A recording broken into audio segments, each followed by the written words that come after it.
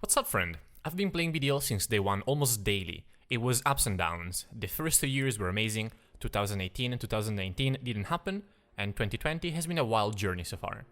So, how have I managed to play this game so consistently for so long? Is the game a masterpiece? Am I addicted to it and I'm trying to fill the void I have in my life with an endless progression career in online casino? Well, I like not to think about it too much, but my dice rolling compulsion is not the main topic of this video. What I want to talk about today is something I've been reflecting for quite some time now. Is BDO actually worth playing right now? Before we talk about this, please subscribe to the channel if you want to see more BDO related content and interviews. If you think my content sucks ass, you can always unsub later. Alright, so Odelita, the new region, just dropped on UNNA, and I had very little expectations about it beforehand. Because when a new region drops, it usually just means new grind spots.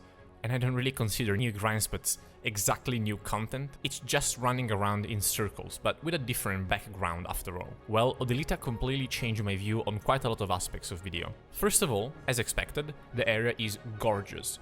Whoever designs the world of BDO needs a statue.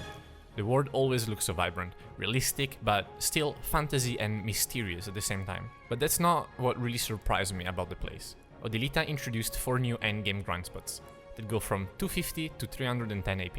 I want to mainly focus on 2 of these spots, Tunkuta and Alun's Valley. One of the main criticisms of BDO was that the game lacked group content.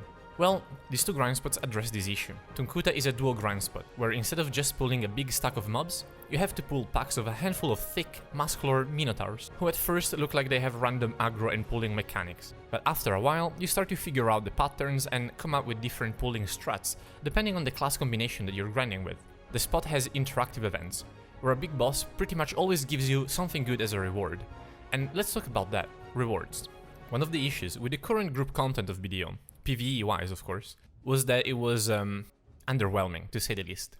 Turas have a good mix of rewards and fun. You can get best in slot gear from grinding it, and the always changing variable of grinding with someone else. 1v1 duels can be pretty unfair and tedious, but 2v2s can be pretty fun and different. Also, let's talk about the Flame of Despair, the rare item required to make Fallen God armor.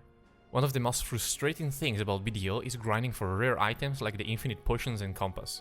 You can grind hundreds of hours and have nothing to show for it. PA did the 200 IQ move and finally addressed this. Sure, you can be an RNG carried fuck and drop the flame on your first tower, but if you put in the work, you can craft it by using embers, which drop pretty often, but still make you work for it. I love this design so much, and I wish they would implement it on every other rare drop. Then let's talk about Alun's Valley, a 300 AP 3-man grind spot. Not many players can actually grind there, but the place requires actual preparation, the mobs have red circles, some actual hard mechanics and one-shot skills. This is not a grind spot you can just go and turn your mind off. Sure, that's what a lot of people like to do, but the game lacked actual hard PvE content, and this is it. Before Odelita, I actually couldn't understand how people played BDO just for the PvE and life skilling.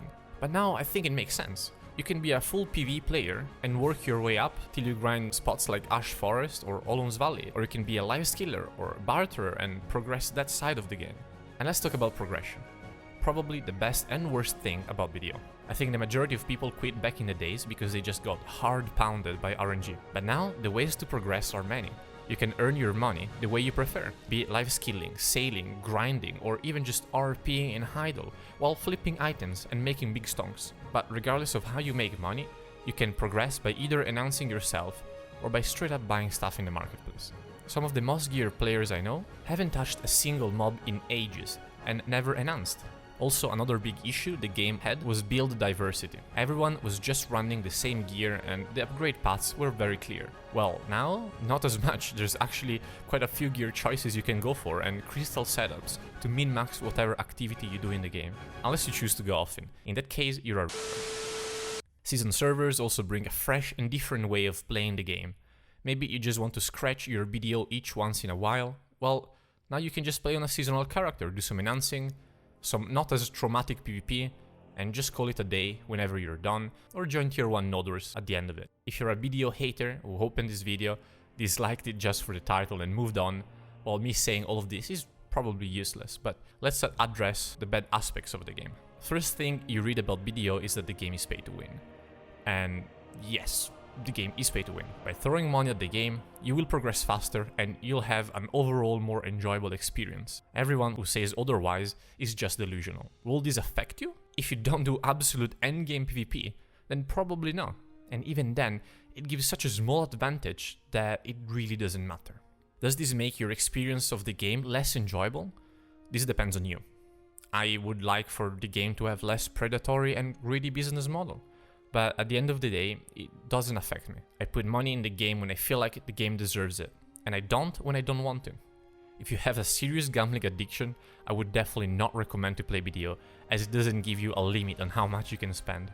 Another issue is RMT, which in a way is a form of pay to win, but for the people that don't know what I'm talking about, RMT is pretty much a big umbrella term for players to progress through spending money that breaks the TOS, such as account sharing, selling high-end gear for money, or even just speed hacking. This used to be a massive problem in BDO, but in 2020 Cacao actually took big measures to fight it, and I think they deserve some credit, because while this is something that it will never be truly solved, there's a lot less speed hackers around, and more people are thinking twice before using a boosting service, since there is a ban wave every month now. And I also want to mention Cacao, who has definitely done a lot of fuck-ups in the past, and was negligent on the game, but they have stepped up their game a lot since then. It's not just the ban waves or the extra communication to the community, but also the amount of events that they have been doing, such as the PvP tournaments or D&D-like events where streamers and their communities have to solve riddles together to unlock global rewards. I think if the community wants to be taken seriously when they criticize something, they also have to praise good work and effort. Now, last topic is definitely not the least important one, but I think it's the best to close the video with. PvP. What kept me in the game for so long was the PvP and the combat.